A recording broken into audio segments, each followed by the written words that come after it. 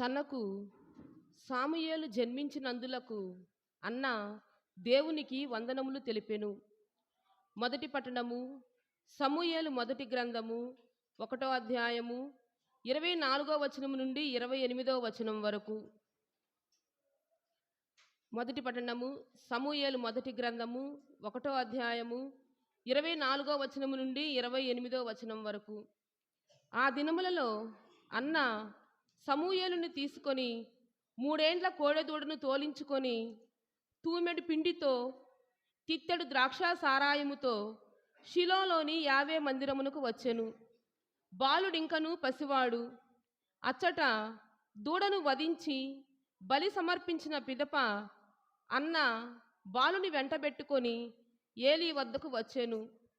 ఆమె అతనితో, అయ్యా, చిత్తగింపవలెను, మునుపు ఇచ్చట ప్రార్థన చేసుకొనుచు నీ కంటబడిన దానను నేను ఈ బిడ్డ కొరకు ప్రార్థించి తిని, ప్రభువు నా మనవి నాలించి నా కోరిక తీర్చెను. కావున నేను ఈ పసికందును ప్రభువుకే అర్పించుచున్నాను. ఈ బాలుడు జీవించినంత కాలము ప్రభువుకే ఊడిగము చేయుచుండును అనెను. అంతట వారు ప్రభువుకు మొక్కిరి. ఇది ప్రభువు వాక్కు. సర్వేశ్వరునికి వందనములు. ప్రార్థించాను, ప్రసాదించాడు, అనుగ్రహించాడు, అర్పిస్తాను. ప్రార్థించాను, ప్రసాదించాడు, నన్ను అనుగ్రహించాడు, నేను అర్పిస్తాను.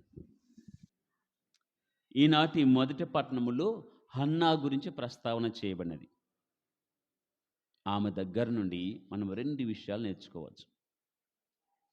మొదటిది ఏమంటుంది?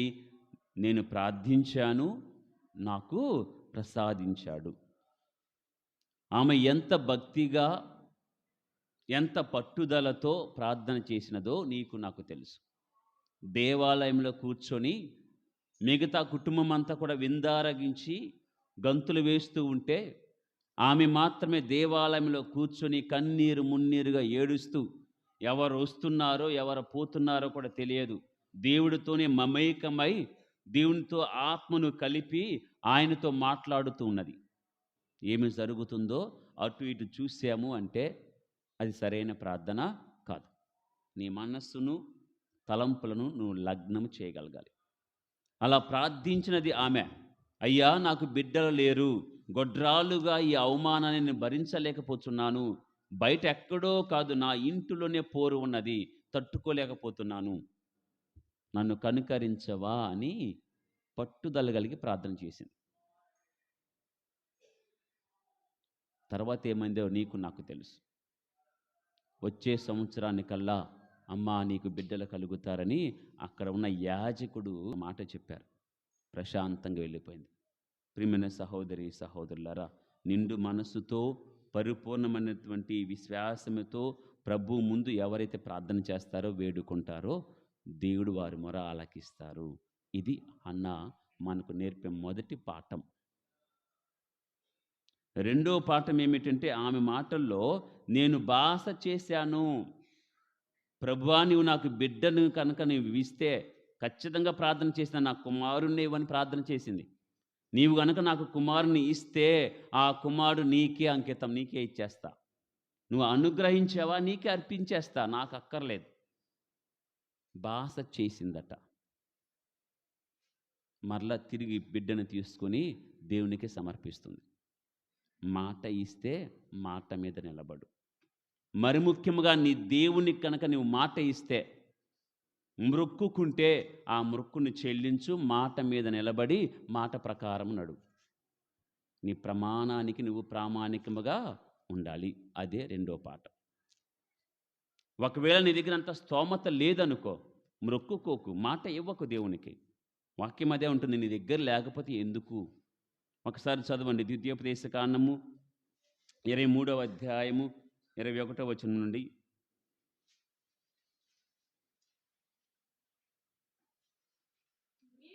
మీరు దేవునికి ఏదైనా సమర్పింతుమని మ్రొక్కుకొన్నచో ఆ బాధ్యతను వెంటనే తీర్చుకొనుడు ప్రభువు ఆ, ఆ, కనుక మ్రొక్కుబడులను తీర్చకుండుట పాపము, దోషము. నువ్వు మాట ఇచ్చి మ్రొక్కుకునేదాన్ని తీర్చలేదంటే వాక్యం ఏమంటుంది? అది దోషం. ప్రభు అడిగారా? అడగలేదే. అడగకముందే నువ్వే మాట ఇచ్చి నువ్వే తప్పితే ఎలా? కీర్తన గ్రంథములో 76వ కీర్తన 11వ వచనం.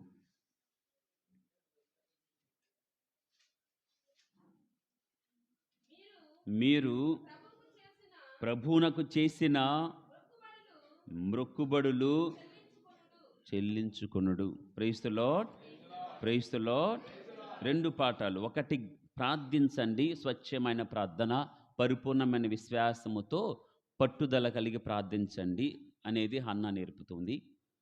రెండవది, నువ్వు మాట ఇస్తే అది ఎంత కష్టమైనా, అది ఎంత నష్టమైనా నెరవేర్చండి. నాకున్న ఒకే ఒక బిడ్డను, ప్రభు ఇచ్చినదే ఒక బిడ్డను, లేక ఇచ్చిన బిడ్డను కూడా నేను తిరిగిస్తున్నాను. ఎంత కష్టమో చూడండి. కొన్ని ఏళ్ళు ప్రార్థన చేసి పొందిన ఒక వరాన్ని తిరిగి వెంటనే అప్పగించటం అంటే అది బహు కష్టం. ఎంత కష్టమైన మాట మీద నిలబడు అంటున్నారు. ప్రియమైన సహోదరి సహోదరులారా, మనం ఎన్నిసార్లు మాట ఇచ్చుంటాం దేవుడికి ఆలోచన చేయండి. ఎన్నిసార్లు దేవుడి మీద ప్రమాణం చేసి ఉంటాం. అందరు చేసే మాట, అందరు ఇచ్చే మాట, ఇక మీదట ఒకనాటికి పాపము చేయనని నిండు మనసుతో గట్టి ప్రతిజ్ఞ. గట్టి ప్రతిజ్ఞ అది మనం చేసేది.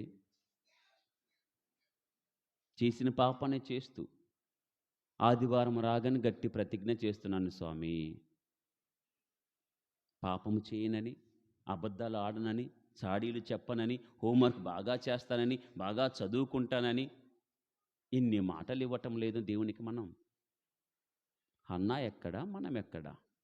ఒకేసారి భాష చేసింది, ఆ భాష, ఆ యొక్క ప్రమాణము నెరవేర్చుకుంది. కావున నువ్వు ఇచ్చే మాట దేవునికి విలువైన మాటగా ఉండాలి. వాగ్దానం నెరవేర్చేవాడి ముందు నువ్వు ఏదో మాట ఇచ్చేసి నెరవేర్చకపోతే ఎలా? కావున నీ దేవునికి నీవేమైనా మాట ఇస్తే మాట మీద నిలబెడడానికి ప్రయత్నం చేయండి. దేవుడు మనందరికీ సహాయం చేయను గాక.